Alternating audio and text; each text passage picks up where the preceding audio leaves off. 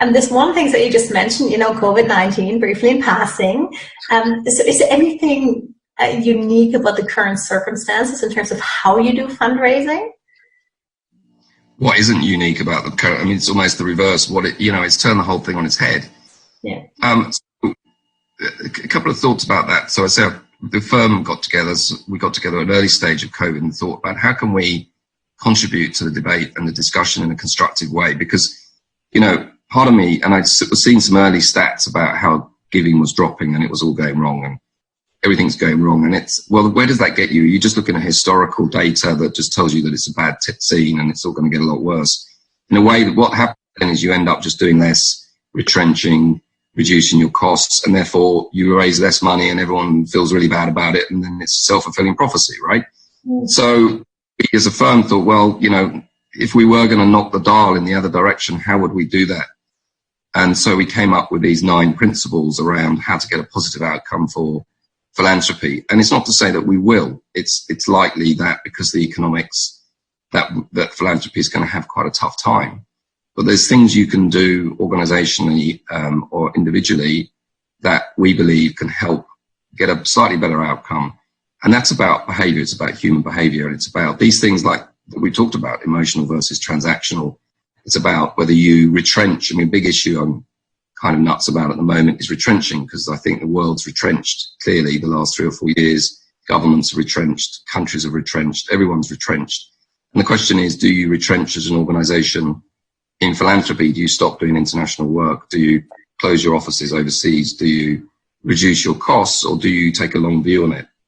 And it's a difficult subject because it's tricky, particularly when money's involved and your money's going down. But, thinking differently about these things actually is going to affect the outcome. So if you take a long view on retrenchment or not, actually maybe not retrenching will benefit you in the long term better than retrenching. So that's just one example. Innovating and being creative and all these other things are ways of ensuring that we don't have such a bad outcome in terms of giving. The other fundamental issue is, how we transact. So obviously COVID meant that we have to do things online, means that we have to, business acquisition is different. It's completely changed the whole issue of face-to-face. Can be in a good way.